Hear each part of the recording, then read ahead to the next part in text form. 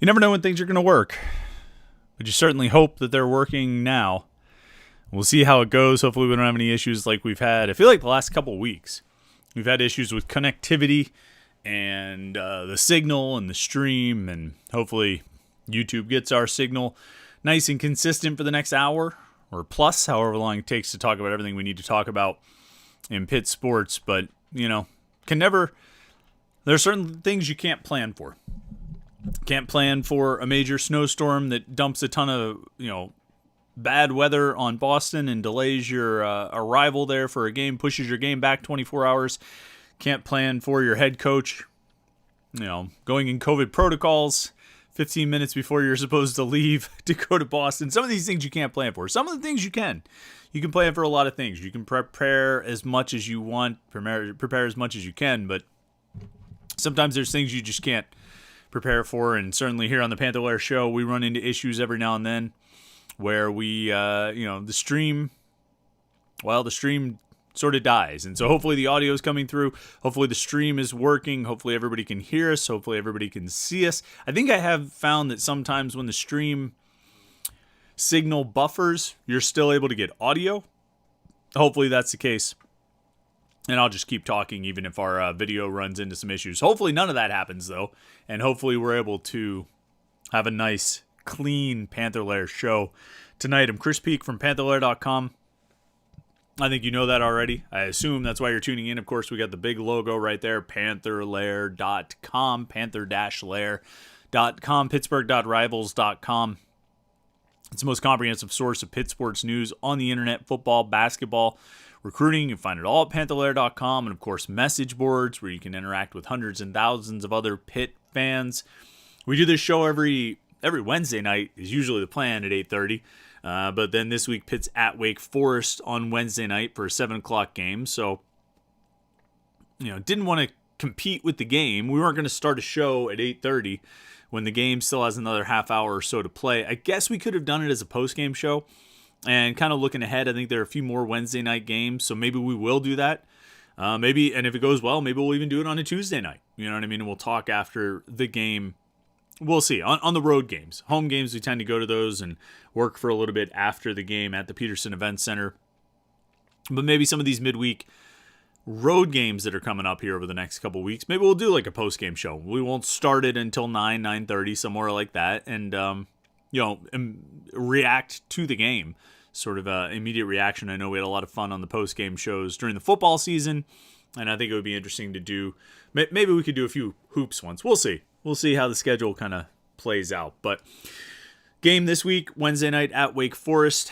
And so we pushed this week's show back to Tuesday night. We're here for this week's Panther-Lair show on Tuesday night, February 1st. Start of a new month. And new month comes with a lot of sort of news. You got an offensive coordinator hired. You've got a wide receivers coach apparently hired in Taekwon Underwood from Rutgers. Played at Rutgers, coached at Rutgers. We'll talk about that. I have a few thoughts on hiring those two guys and what they bring sort of individually, and also what they are, what they represent for Pat Narduzzi in making those hires, and what they represent for Pitt in making those hires.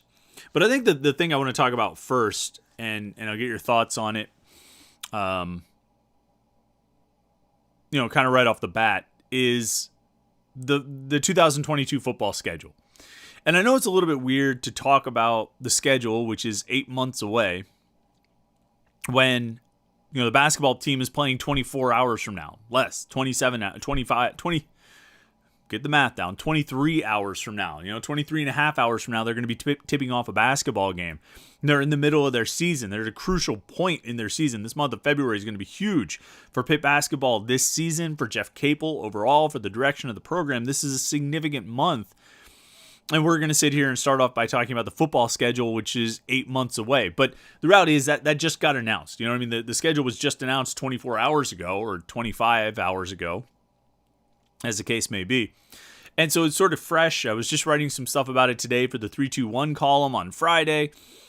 It's kind of in my mind. And so I figure we could start off by talking about that schedule. And I mean, the first thing that jumps out to everybody is the first game. And it's been the first game all along. West Virginia was always going to be the season opener in 2022. But what changed, of course, is that instead of it being the season opener on September 3rd, 2022, a Saturday, it's now the season opener on September 1st, 2022, a Thursday night. And there were some rumors about this possibly happening. There was some indication that it was a possibility. And so it was kind of on our radar to look for that maybe happening. It was on our radar that was that move could be made.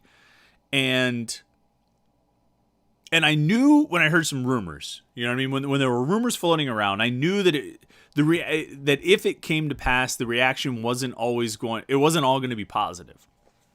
That there would be Pitt fans who would say, "Well, that stinks. I can't go to that game now," or "That stinks. I would rather do this, or I would rather do that, or Thursday nights are hard to get to, or Saturdays work much better for me." I knew there were going to be those complaints. I knew that was going to be some of the reaction. I knew that, and I'm not surprised. And some of that came, and it's valid. To be honest, I had a little bit of that reaction myself at the first, because Pitt historically has not done great in attendance on Thursday night football games. And I looked at it and I said, look, you'll get more people. You'll get 68,000 if you play this game on Saturday. And I'm not sure if you get 68,000 if you play this game on a Thursday night. But the more I thought about it, the more I looked at it, the more I talked to different people about the possibility. And then after it was announced, the more people I talked to about it. And the more I just kind of considered what's really happening here. You know what I mean? The big picture of this all. You've got Pitt and West Virginia opening the 2022 college football season. I know there's games in week 0. Florida State is apparently hosting Duquesne. Okay. But this is the opener. This is the debut of the 2022 college football season. And it's happening at Heinz Field, and it's happening in the renewal of one of the great rivalries in college football history. And I have to think, if you're a Pitt fan, you've got 8 months. Today's February 1st. Not 8 months. You have 7 months. From today, February 1st, until Thursday, September 1st. You have 7 months to figure out a way to get there. You have 7 months to figure out a way to go to the debut game of the 2022 college football season, the renewal of a rivalry that hasn't been played in 11 years between two teams and two programs and two fan bases that hate each other with a deep-seated passion from the very pits of their soul. They hate each other. With a roster returning a whole bunch of key guys from an ACC championship team. And an opportunity to make a giant statement on national television, not just about the team for 2022, but about Pat Narduzzi's program and about the Pitt fan base and about Heinz Field and all. It is all an opportunity, and you've got 7 months to figure out how to get there. You've got 7 months to figure out how to make those plans to get yourself to Heinz Field and watch the backyard brawl return. And I got to be honest, as I've thought about it over the last 24 hours, and I mean, this game has been scheduled for years. You know what I mean? This series, this Pitt-West Virginia series has been in the books for a couple years now. And so it's not new. It's not like we just found out that this game is being played. But when they made the schedule announcement on Monday night, and they announced that it was moving to Thursday night in prime time, and Pitt put out their tweets, and West Virginia put out their tweets, and to be honest, it was the West Virginia tweet that got me. It was the West Virginia tweet, like West Virginia's football Twitter account, official football Twitter account, put out a tweet with all these highlights of West Virginia guys making plays against Pitt. And I remember a lot of those games. I remember a lot of those plays. I was at a lot of those games. I covered a lot of those games. And I remember a lot of those plays. They included Dave Wanstead's "we just have to run faster" quote. I mean, and it was actually probably that moment with Dave Wanstead on screen, where they put Dave Wanstead in a promo hype video for West Virginia.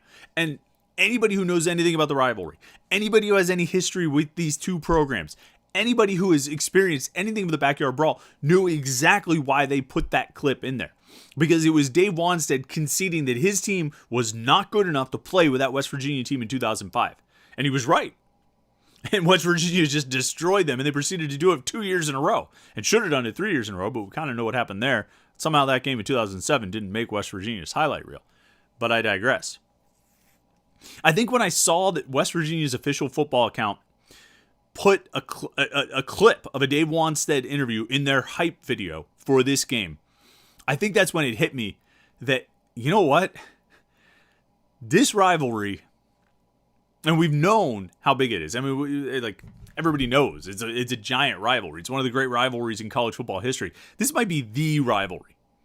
You know, maybe not the rivalry in college football, but when you're talking about rivals for Pitt, look, there are 3 games that Pitt fans want to have every year.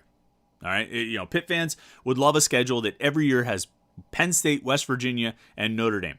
Those are the only 3 teams that Pitt fans would want to see every single season on a home and home basis, just rotating back and forth, back and forth. And I'm on board with that. I would love to see a schedule that every year features Penn State, West Virginia, and Notre Dame. But what always gets interesting is when we start ranking those 3 rivalries. And you can rank them in a lot of different ways. And you can use a lot of different sort of characteristics or qualities to try and determine, you know, which, you know, how you want to rank those rivalries. But when it comes to most hated, it's pretty interesting. There's a lot of hate for Penn State. There's a lot of hate for Penn State. There's no question about that. And I think it goes both ways. No matter what Penn State people want to say, they hate Pitt too. They have tons of, you know, I mean, there's a rivalry there. And I know it because I saw 2 games at Beaver Stadium in 2017 and 2019. And I saw what those crowds were like. And I compared those attendance numbers to their other games. And they only really drew those kinds of numbers when they had like Ohio State coming in, maybe Michigan, or one of their big deal Saturday night whiteout games. The Pitt game was drawing the kinds of numbers that those games draw. And so Penn State fans hate Pitt, just like Pitt fans hate Penn State. Notre Dame fans, I think, dislike Pitt, but it's weird. I mean, it's Notre Dame. Everybody dislikes Notre Dame, right? Everybody wants Notre Dame to be their rival. Syracuse probably feels like Notre Dame is their rival because they beat Notre Dame in 2007 or something like that. Everybody wants Notre Dame to be their rival. And so that's not unique enough to be Pitt's number 1 rival. Penn State, there's a lot of dislike there. You can make a very good case for Penn State as Pitt's number 1 rival. And in a way, you know, I definitely think Penn State fans buy into the rivalry as well, even if they say they don't. But here's what I love about Pitt, West Virginia, okay? Penn State fans will try to talk like they don't want to be rivals with Pitt, or Pitt's not good enough to be their rival, or they don't really look at Pitt as their rival. They have Ohio State and Michigan because Ohio State and Michigan give a good you-know-what about Penn State. But they try to act like it's not a big deal to them, even though it really is. Their actions speak louder than their words. But what I love about the backyard brawl, what I love about Pitt and West Virginia, is nobody tries to pretend that it's anything other than it is, which is an out-and-out hatred. It's just pure dislike. There's not even a mutual respect between these 2 programs. And I love that. You know, West Virginia thinks Pitt thinks they're too good. Pitt thinks West Virginia is too low. You know, like they just, and I mean, you could even go deeper into like cultural North-South and Mason-Dixon, all this different stuff. I'm not even going to go there. It's just 2 fan bases that just genuinely hate each other. And it doesn't take long for the players to pretty much be immersed in that. You know, I still remember back, I mean, we're talking about football here, of course, but I can remember back when Pitt played at West Virginia, when Xavier Johnson was a freshman. You know, when Xavier Johnson was a freshman and Pitt went down there and, you know, and Trey, I guess it was Jeff Capel's first year, right? Because Xavier Johnson was a freshman and Trey McGowan's on East Tony. I remember talking to Xavier Johnson after the game and some of his comments and the way they played. And the way that both teams played, and I think that was the renewal of the rivalry. I think it was the first year it was back in basketball. And the way both teams played, there was something extra. For a non-conference game in like November or early December or whenever it was, there was something extra. There was an extra edge to that game. The crowd was fired up and rowdy, and the players were fired up and rowdy. And Xavier Johnson, after the game, had some comments, as I recall, making it clear that he doesn't like West Virginia. I was like, what is this kid... Where is he even from? Virginia or someplace? He doesn't know anything about the backyard brawl. He doesn't know anything about Pitt, West Virginia, but he got it pretty much immediately. And I think when these 2 teams take the field on September 1st, they're going to get it pretty much immediately. Like, and they're going to be building up to it all summer. And that's another great thing is like, this is where it starts right off the bat. Is you jump right into Pitt, West Virginia. And all summer, you spend all summer preparing for West Virginia. You spend all summer getting ready to play Pitt. And you spend all summer building up that hate and that dislike. And this is the rivalry. And look, this is not to say that Pitt-Penn State is a bad rivalry or not a good rivalry or a lesser rivalry. But I think Pitt-West Virginia might be the one. You know, the hatred and the dislike between those two schools. West Virginia has a chant, a Pitt-specific chant. Who else does that? Like, I mean, you know, you tell me. Like, do USC and UCLA have a chant about each other? Ohio State and Michigan? Does Ohio State have a Michigan-specific chant? And they might. This isn't a rhetorical question. I really don't know the answer. But I don't know. Do all Alabama and Auburn have a specific chant? Does Auburn have a specific chant that they chant every time they play against Alabama in any sport? I mean, we're not going to repeat West Virginia's chant here. And, you know, I guess you could say they've patented that chant, although just no one else would really chant it, I think. But I think that just speaks to the dislike that West Virginia has for Pitt. To come up with that. And it, you know, horns down, it's pretty lame compared to what West Virginia chants at every opportunity about Pitt. And it's vulgar. You know, I don't want my kids to hear it. But at least it rhymes. I don't know, man. This rivalry, I'm excited for it to come back. I'm excited to watch these two teams face each other. I mean, there have been storylines that have built up hype for a lot of games over the years. You know, you go back to last season, that North Carolina game was huge. And those two programs, you know, they had a history there. The Virginia game obviously had a lot riding on it. Maybe if Pitt ever plays Wake Forest again, maybe there'll be some narrative there. I don't know. You know, the Penn State games obviously had some juice because it was Penn State. But there isn't anything on Pitt's schedule. There hasn't been anything on Pitt's schedule since 2019. And there's not going to be anything else on Pitt's schedule over the next 4 years. It's going to match the juice of Pitt, West Virginia.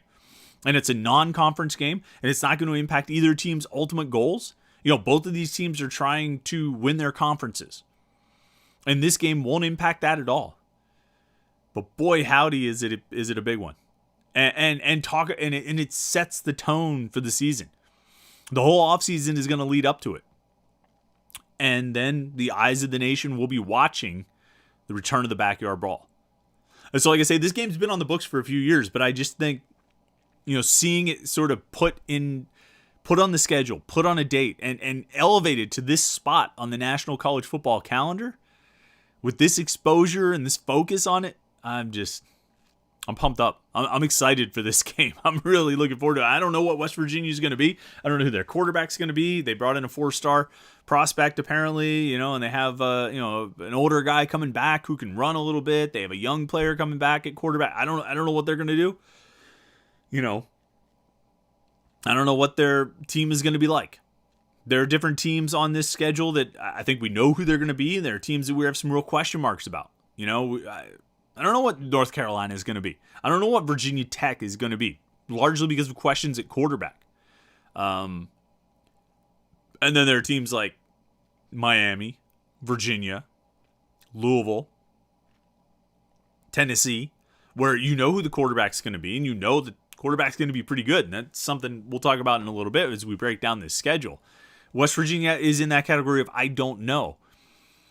But they're also in the category of I don't care. Because they're going to have the West Virginia logo on their helmet, and Pitt's guys are going to have the Pitt logo on their helmets, and it's going to be one of those games. I think it's going to be great. You know, even if it's a blowout, it's going to be great. I don't know. I'm excited. I'm looking forward to covering that game. I'm excited about seeing it, and I think it's going to be a lot of. I think it's going to be a lot of fun. So hopefully everybody else is. Looking forward to it as well. We got a few super chatters I want to get to. Of course, you can be a super chatter. You know, use the chat screen. You can ask your questions or make your comments. We'll try and answer questions. We'll try and respond to comments.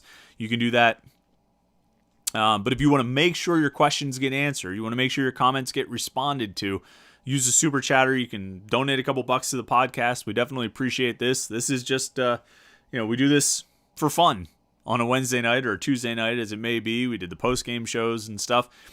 We just do it for fun. So if you want to support the podcast, we absolutely, very much appreciate it, for sure. And Michael B., one of our regular super chatters, jumps in right off the bat, says, "What's up, Chris? 2 questions. First, were you surprised Kenny Pickett didn't allow for a measurement of his hands?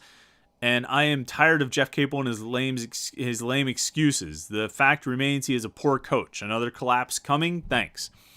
Kenny Pickett, as far as the hand measurement thing, he's at the Senior Bowl in Mobile, Alabama.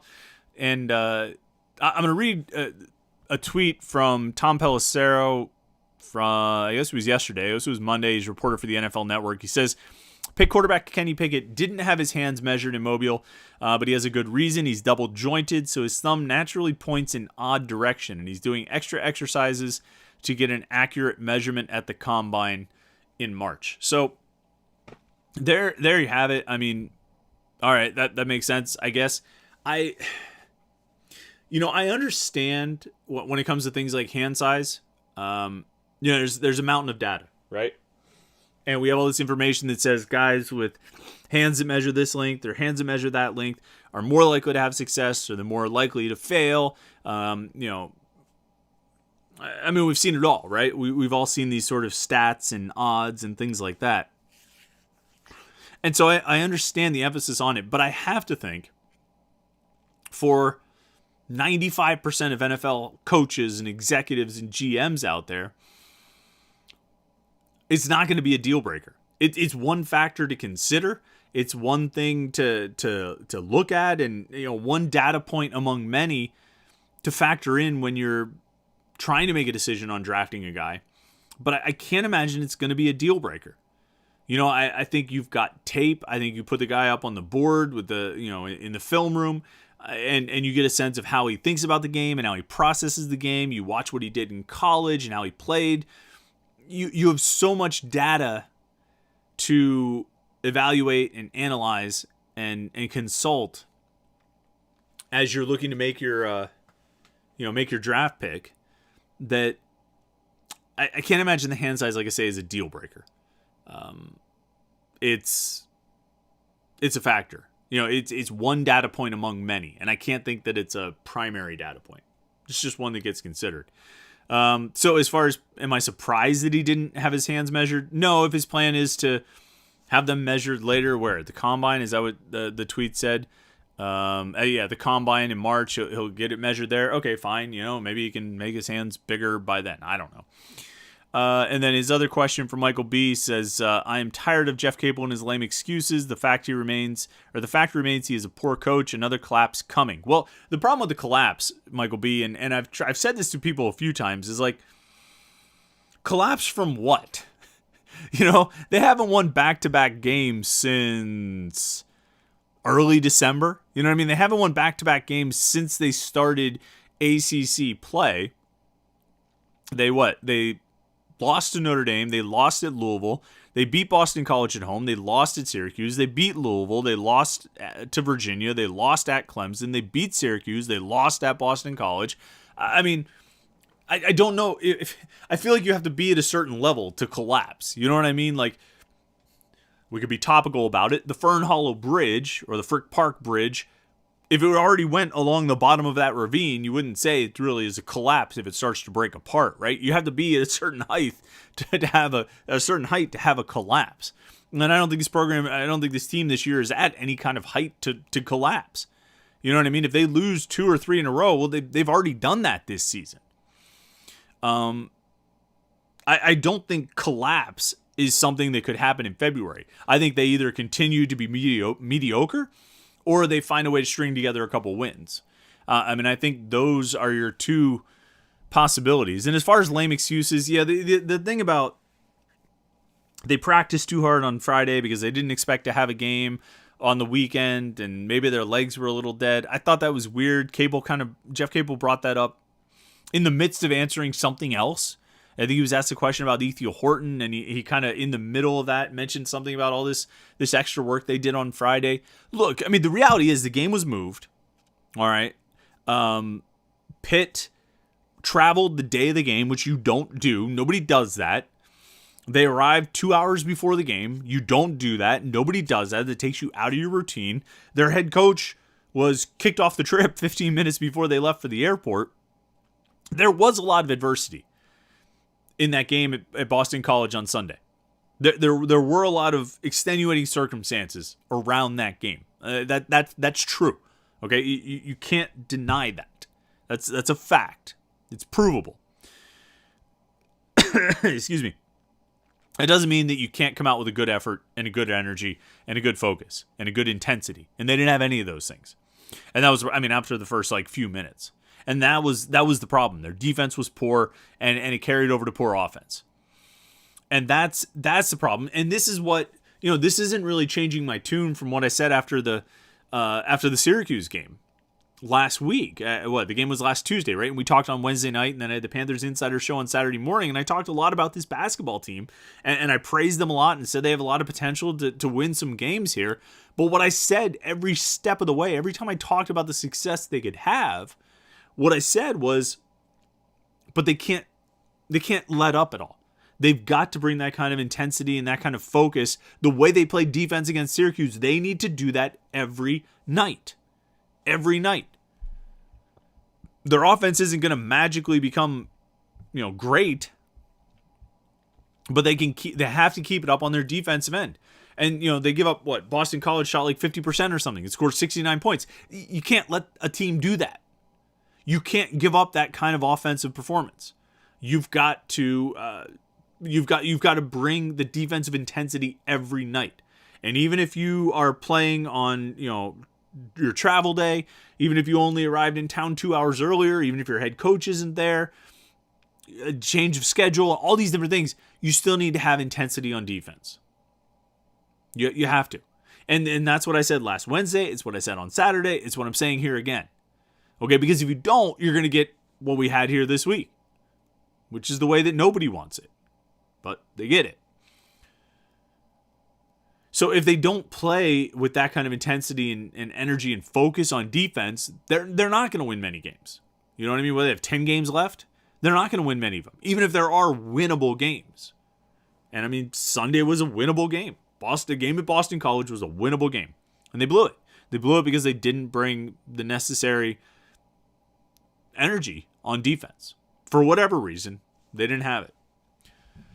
That's my thoughts on Capel. Got another super chatter who came to us, Hog Muncher, that's quite her name, says, cannot wait for this upcoming season. Sadly, West Virginia is now the same night as my fiance's birthday. Any advice on how I can convince her to tailgate in the Gold Lot instead of a dinner on Mount Washington? Birthdays don't have to be celebrated on the birthday. You could take her out to a nice dinner on a Saturday night now. Who wants to go out on the town on a Thursday? Make her, I got you. Make her a cake, okay? Cook dinner on, we're going to run short on time on Thursday.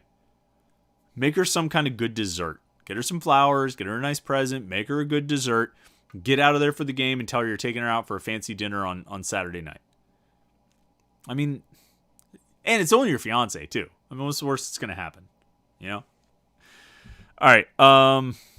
Some other thoughts on the schedule. I want to run through this real quick. The first thing that jumped out after the West Virginia game being moved to the first is 5 of the first 6 games played at home. West Virginia and Tennessee in the first 2 weeks. Then they go to Western Michigan, and then they're home against Rhode Island, Georgia Tech, Virginia Tech before the bye. As another thing. The bye week, the off week, being dead center in the middle of the season. 6 games before, 6 games after. Coaches, I've heard a lot of coaches say a lot of different things about what they would prefer, when they would like to have the bye week. They want to have it now, they want to have it later, they want to have it here or there. I think most would say they'd like to have it at some point in the second half of the season. Maybe after 7 or 8 games. Just, to rest up and get fresh for the final stretch run. But I don't think too many would complain about having it like this. 6 games, off week, 6 games. I think that's a pretty good split. It's a perfectly even split, and I think it's a good spot to have the game. You get that bye week. Probably I would imagine if Pat Narduzzi could change one thing about that off week, he would put it between the road trips to Louisville and North Carolina. Just to break up those 2 road games, because they get through the first 6. Like I said, 5 of the first 6 at home. They play Rhode Island, Georgia Tech, and Virginia Tech in succession at home, and then they have that off week, and then they have the 2 road games, Louisville and North Carolina. I'm guessing Pat Narduzzi wouldn't hate breaking up the 2 road games, just because you're on a different kind of schedule that way. So he might look to do that if he could, but otherwise, I think he probably would take this with the off week right in the middle of the schedule.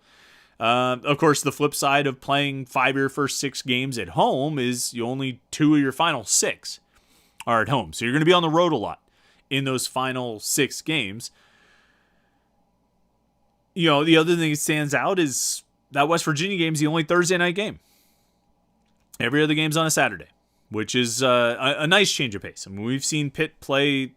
We haven't necessarily seen Pitt play multiple Thursday night games, but they've had a conference Thursday night game just about every year since they joined the ACC.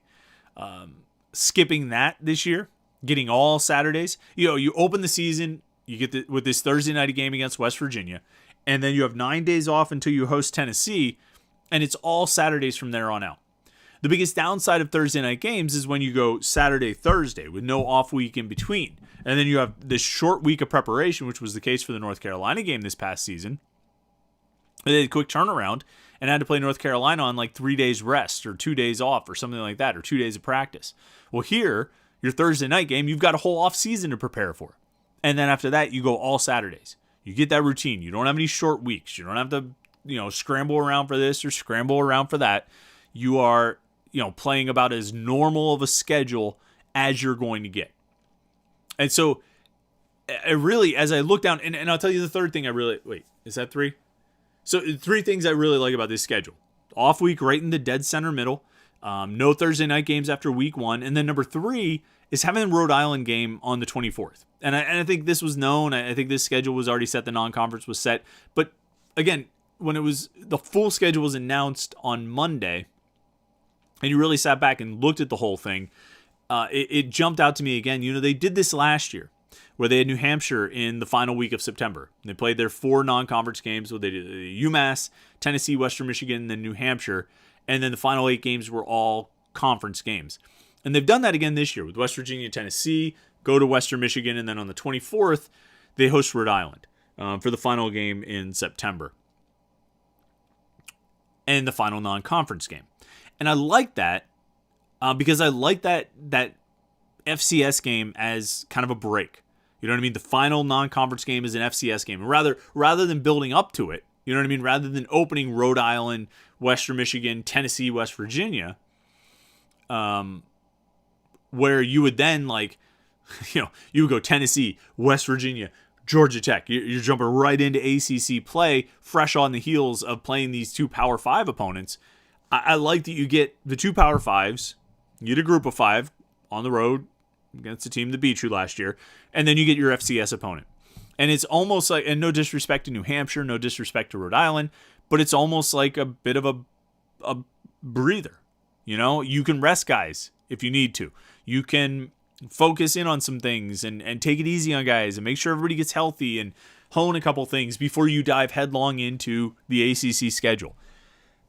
And I think that's a great setup. If I was Pitt, I would try to do that every year. I would try to get the FCS game in the final week of September, get all non-conference games in September, get an FCS game in the final week so you can go non-conference, FCS breather, jump into the ACC.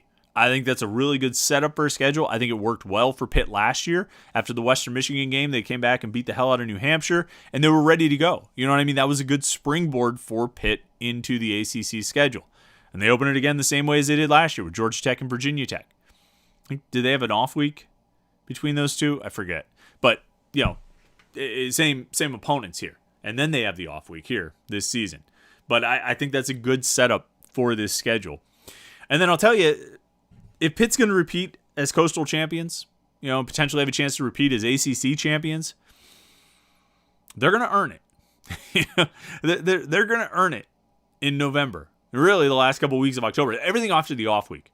After that off week, you go to Carolina and Louisville, not in that order. You go to Louisville and then Carolina, host Syracuse, go to Virginia, host Duke, go to Miami. Your 2 home games, not too worried about those. You should beat Syracuse, you should beat Duke. Should have little trouble with those 2 teams. At Louisville, at Carolina, at Virginia, at Miami. I mean, those arguably...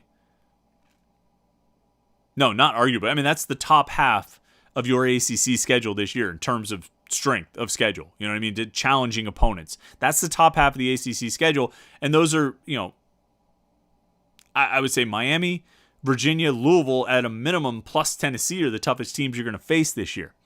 I'm not sure what to make of North Carolina. I'm not sure where to put them on a ranking of the most challenging games that you're going to have because I don't know what their situation is going to be like. I don't know how they're going to be. But I have a pretty good idea of what Miami's going to be. And I know Virginia's got a great quarterback, and I know Louisville's quarterback is really good too, and so is Tennessee's. And if you have a good quarterback, you can be dangerous. I don't know what West Virginia's quarterback is going to be. I don't know what Virginia Tech's quarterback is going to be. I don't know what Syracuse, I don't even know if it matters. I don't know what Carolina's quarterback is going to be. I don't know Duke's situation. Is that kid back, that Gunner kid? But kind of doesn't matter. But these teams with these really good quarterbacks, Miami, Virginia, Louisville, Tennessee, are going to be a real challenge. And 3 of those 4 teams I just said are in the final 6 games, with at Virginia on November 12th and at Miami on November 26th to close the season. Sandwich around Duke. You're going to earn it. And I think anybody who wants to win the Coastal this year is going to have to go through Virginia. I mean, you bring back Brennan Armstrong, he's too good.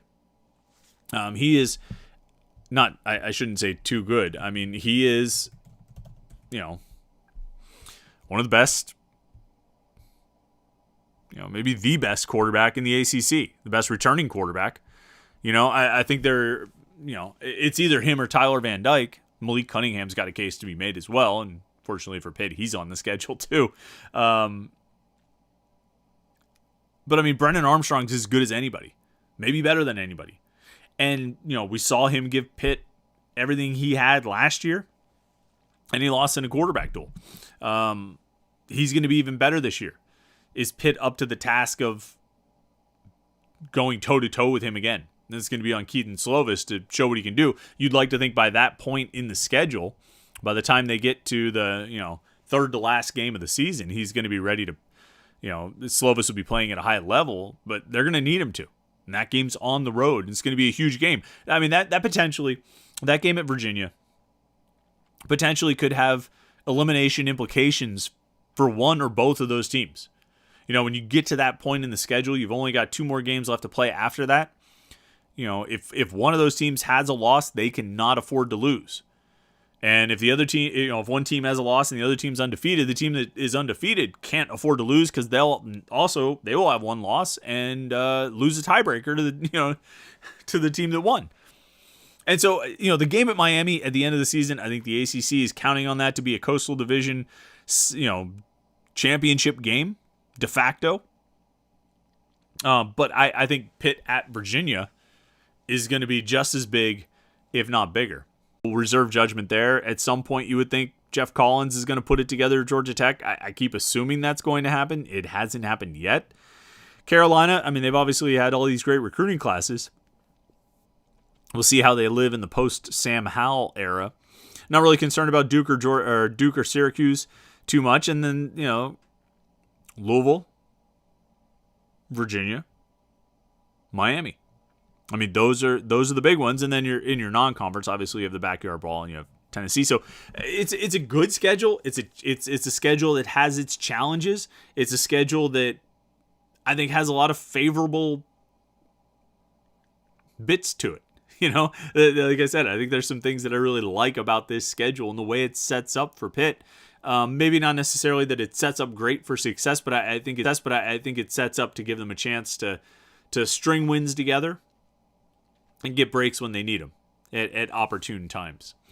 All right, let's get into some comments and questions, see what people are talking about here on the live stream. Joe News said, with the new offensive coordinator, how much will the offense need to learn new terminology, formation, plays, etc., and what impact might that have given all the returning players? Well, it's interesting. I think, who wrote it? Somebody, forget if it was Johnny McGonigal or Jerry DiPaolo. One of the guys in the local papers interviewed like Billy Stahl and Doran Dickerson. I think it might have been Johnny. Interviewed those guys, and he talked about what it was like when Frank Cignetti came in to Pitt in 2009 and the impact he had on the offense. And I think one of the things they said was that he didn't really change the terminology. He said, okay, I want to do this. What do you guys call it? Okay, we'll call it that. He tried to keep a lot of the terminology even as he was putting his own spin on the offense. There are going to be things they have to learn. They have to learn the way that Cignetti wants to do things as opposed to the way that Whipple wanted to do things. But at the same time, you do have a new quarterback, which, you don't have a quarterback who's unlearning everything from the past couple years at Pitt. And then you also have, a lot of veteran guys who should be able to adapt to a new offense. And that's what spring camp is for. And I'm sure they're already learning the offense and the system and the terminology and the plays and formations, but spring camp is when they'll work those things out. And I don't really think you should account for or expect a learning curve. I think Cignetti's job is to make sure this offense picks up right where they left off. You know what I mean? And I think the players should be good enough and experienced enough and savvy enough to be able to also kind of pick up what Cignetti's teaching and what Cignetti wants to do and kind of run with it. Let's see here. Joe News says, last game at Hines versus West Virginia that I attended, my seats were on the visitors' side, and they had so many fans there, and it sucked.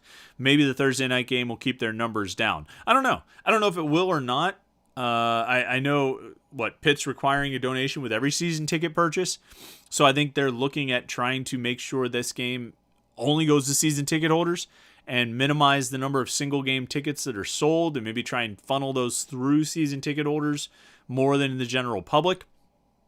There are going to be West Virginia fans there. There's no question about that. And they're going to be loud. And they're going to get rowdy. And that's kind of the fun of it. It's kind of the fun of it. As long as people don't get stupid with fights and all that kind of thing. I think it's fun to have a strong visiting section at a game like this that should be packed. It should be 68,000. Mike S. says, I love the Thursday night start for a few reasons. Heinz Field will be rocking, a national platform for the team, and most importantly, extra prep time for Tennessee. Yeah, that's a good point. As far as the extra prep time, they do, by moving the game from Saturday to Thursday, they get 2 extra days to get ready for Tennessee. And I hadn't really thought about that, Mike. That's a good point. You need a little extra time for another really big game. You're opening the season with 2 really big games here with West Virginia and Tennessee. And we're all going to overreact to them because we overreact to every game. But 2 huge games to start the season. And getting a little extra prep time for Tennessee, when the sacrifice you have to make is that you're on national television, it's a pretty good thing. Coaster King says, thoughts on the Taekwon Underwood hire? Yeah, former Rutgers receivers coach, getting hired to be Pitt's receivers coach seems pretty good to me. I think receiver coach is a spot where having a younger guy with experience, a guy who has played in the NFL, a guy who has had success at this level and higher levels, I think it's valuable. I think it helps with recruiting. I think it helps the players buy into it. I think, you see a lot of successful college receiver coaches who have kind of that pedigree, that kind of a resume and background. So I think it fits well there. I just think it's notable that Pat Narduzzi had 2 hires to make this offseason, offensive coordinator and wide receivers coach. And for both, he went out and got sitting Power 5 assistant coaches. He got Frank Cignetti from Boston College and Underwood from Rutgers. And say what you want about Boston College, say what you want about Rutgers, but they're Power 5 programs. They're schools in Power 5 conferences. And to go hire those guys away, I think it speaks to a lot of things. I think it speaks to kind of the perception of Pitt's program, that it's attractive and it's appealing for assistant coaches to come here. I think it speaks to, and along with the program, you've got, the stability of the coaching staff, and you've got the talent that's returning. I mean, this is an attractive situation for, for a coach to come in. And so I think that's part of it. I think the support that the program has, because I don't think Frank Signetti or Taekwon Underwood would take a discount to come play at Pitt, to come coach at Pitt, excuse me. You know what I mean? So I have to think there was probably, some financial incentives, which, again, speaks to support. We always wonder about Pitt's support of the football program, Pitt's support of athletics, and, certainly I think they stepped up here to make this happen. So, I mean, overall, I think these are good hires. I like what both guys bring sort of from a resume standpoint, what they bring from a background standpoint, kind of what they've done in their careers. That's, I think they look good. So we'll see what they're able to do both on the field and then, recruiting obviously would be a big part of it as well. Big Cliff says, we've seen Kenny Pickett mocked anywhere from the first overall to not even in the first round. What's your guess as to where he will go as far as in the order of quarterbacks selected? There's so much that's going to go into that, Big Cliff. I mean, the Senior Bowl is going to be a big part of it, the draft combine, the pro days, all the workouts, the interviews. It's why I laugh where every day there's a new mock draft and there's no new information that's really informing these things. At least no significant, important, relevant information that's informing these things. It's clickbait. It's clickbait in the purest form of come click on this, even though it is completely devoid of substance. And that's no disrespect to the guys who do the mock drafts. I think those guys work really hard. I think they try and gather as much information as they possibly can.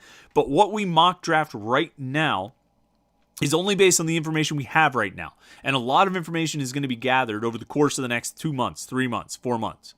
Whenever, 3 months or when's the draft? May, June. And so all the information that's going to inform the actual decisions is yet to be gained. Kenny Pickett, I think he goes in the first round. I think he's one of the top 3 quarterbacks, maybe top 2, maybe number 1. That'll depend on what happens at the Senior Bowl, what happens at the combine, what happens at the pro days, what happens at all the interviews and the workouts and everything that happens between now and the draft. It's a process. And so we come out with these new mock drafts every day, and it's just something to read. It's just fodder. And again, no disrespect to the guys who do it, because those guys grind. They work hard. And I'll never, I'm not going to hate on somebody who works real hard. But this is the reality of what it was, or of what it is. Let's see here. Pittsburgh Sports All the Time says, to answer the question on who is Pitt's biggest rival in football, it depends on what era you're from. For me, it is West Virginia because they've only played Penn State 3 times in my life. Whoa.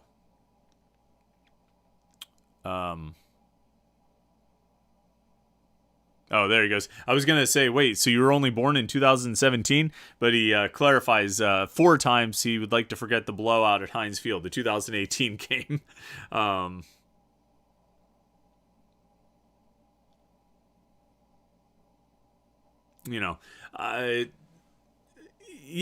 go back and forth. Like I said, from the beginning, the fact that the hatred is strong on both sides makes me feel like West Virginia is the one.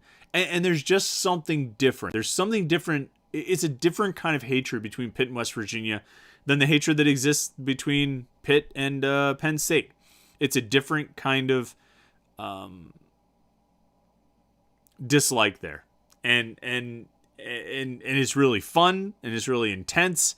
It's not the same as Pitt and Penn State. And I think I might prefer it to the Pitt and Penn State dislike. I don't know. Maybe I'm just really excited for this game.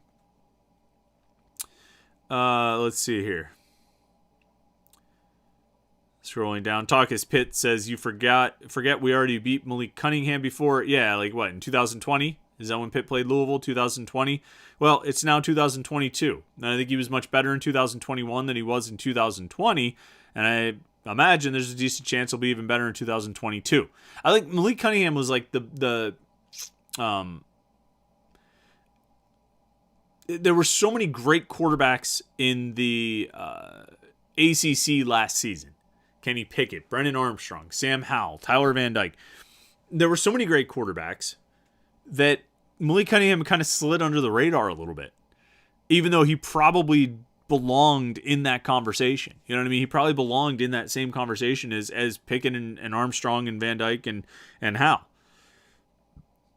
And Phil Dracovic. I mean, there were some great quarterbacks. There were a lot of really good quarterbacks in the conference last year. And so Cunningham kind of got overlooked and forgotten. But I think he improved from 2020 to 2021. I think he's only going to be better in 2022. I think he's going to be a real challenge. We saw how much Kenny Pickett improved from 19 to 20 to 21 to 22. And particularly even just 2020 to 2021. I shouldn't include 22, obviously. That's right now. We saw how much Pickett improved from 2020 to 2021. And, if anybody said, well, we beat Kenny Pickett in 2020, it was a world of difference a year later. And I think it was a world of difference. I think Cunningham improved, and I think he's going to be pretty dangerous quarterback this year as well. And so I think he's going to be a challenge. And I think, like I said, I think those four teams, you just look at the quarterbacks. It's all about quarterbacks. And so you look at Tennessee with Hendon Hooker, you look at Louisville with Cunningham, you look at Virginia with Armstrong, and you look at Miami with Van Dyke. I mean, those are the games that are going to be the biggest challenges. I think Western Michigan's going to be a tough game because it's on the road. Them not having Caleb Ellaby and to a lesser extent Sky Moore is good for Pitt. But the fact that it's on the road, those road games against MAC teams are just dangerous, man. They're dangerous. And Pitt hasn't lost as many of them as it feels like they've lost, but they've lost some. And, whether it was Ohio, I don't need to go down the list, and I'm not going to. They're dangerous, though, because if you get off to a slow start, that home team and the home crowd starts feeling a little momentum. They start getting a little excited. They start feeling like they can do it. They start feeling like they can pull this out and they can pull off the upset. And that's when it gets dangerous. You don't want to give that home team, the MAC team, any kind of momentum or excitement or energy to make them feel like they have a chance. You want to put them down right away, because if you don't, they're just going to keep getting stronger. And it's going to be tougher and tougher for you to pull away in that thing. And so that's a dangerous game. To me, that's more dangerous than Georgia Tech and Virginia Tech at home. You know what I mean? That's more dangerous than Duke and Syracuse at home. Although Syracuse is always kind of a pain in the butt. Those games have always been close. We talked about this last year before the finale, that it seems like the last decade or so of Pitt-Syracuse games, almost all of them have been pretty close, with a few exceptions here and there. I think Paul Christ had a 30-13 win or something like that. Maybe in 2014, he beat them pretty comfortably. He had 1 point wins. No, 1 point loss in 2012, 1 point win in 2013. Narduzzi won on like a field goal, right, with a fake punt in 2015. The 16 game was a 15-point game, and they combined to score 140 points or whatever it was. 2017, they lost. 2018, a game went to overtime. 2019, up there. You know what? Pitt had a big lead, like a 24-0 lead or something in the first half, and Syracuse ended up coming back, and they ended up as a one-score game. 2020 was a one-score game, even though Pitt pretty much controlled the game. And then this past year, I forget what the final score ended up being, but it was still closer than you would think it should have been for the ACC champs playing against Syracuse. So that game, it always seems to be close, so that's a little bit of a dangerous game. But, I would say Duke and Virginia Tech, I'm more concerned about playing at Western Michigan than I am about those two opponents. Just kind of for the reasons I said. Although I think Pitt should have a far more comfortable time winning the game against Western Michigan this year than last year's team did in the loss. Like I say, because of the changes at quarterback in particular.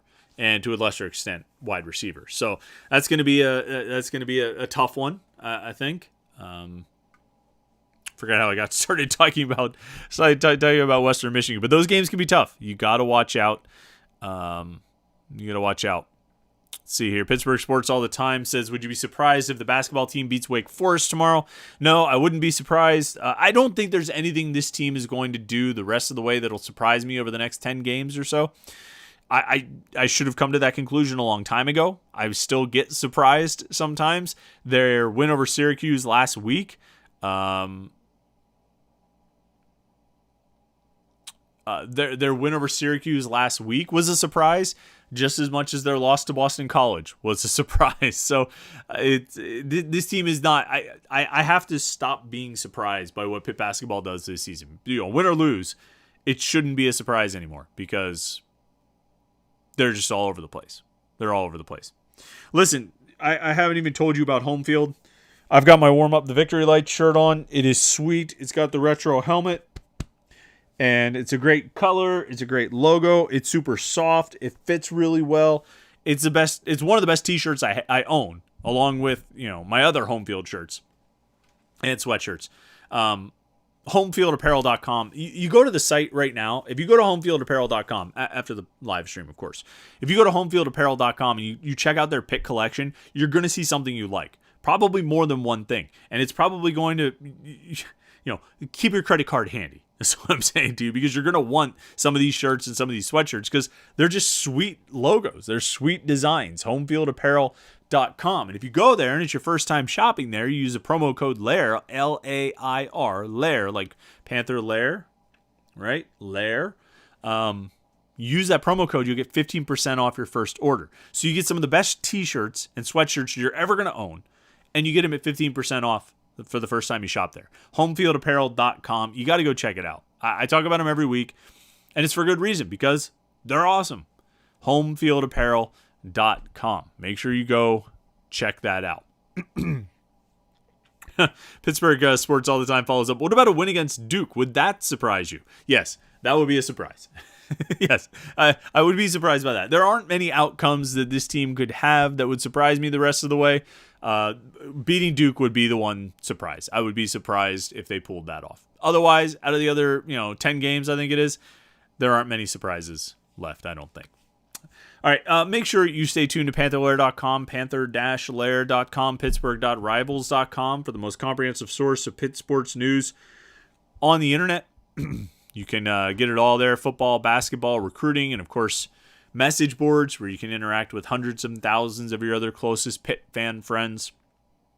Panther-Lair.com, Pittsburgh.rivals.com. We'd love to see you on the message boards, getting involved in the conversation. It's like this podcast, this live stream that we do. It's like that, but just all day, every day. Literally, when we get done with this live stream, I'm going to go check the boards and see what people are talking about. Probably a lot of things we talked about tonight, and I'll find a lot of good ideas for things to talk about on future podcasts and the radio show. Don't forget the Panthers Insider Show, Saturday mornings at 8 a.m. on 93.7 The Fan. You can listen to that every week. You want a Pitt-only radio show? Well, that's it. The Panthers Insider Show, 93.7 The Fan, 8 a.m. Pitt basketball tomorrow night. Wednesday night, they take on Wake Forest on the road. We'll see what happens there. And let me look ahead at the schedule, see what we've got. That game's on the 2nd. Yeah, and then they play next week on Wednesday night as well at Florida State. That's a 9 o'clock game. Darn, I was going to say we could maybe go after that game, but that's a 9 o'clock game. We'll have to go in between because they've at Virginia Tech on Monday, and then they're at Florida State on Wednesday. So maybe we could go on a Tuesday night. We'll do a Tuesday night next week, Tuesday night live show, 8:30 right here on youtube.com/Panther-Lair.com. Make sure you subscribe to the YouTube channel to be sure you never miss a live stream. It's youtube.com/Panther-Lair.com. Thanks to everybody who joined in the chat tonight. It's been a lot of fun. Thanks to everybody who listens to the podcast through the week. It's a lot of fun as well. So I appreciate you guys checking it out. And I think that's about it. Have a great night. Have a great rest of the week. We'll talk to you next Tuesday night right here on the Panther-Lair Show.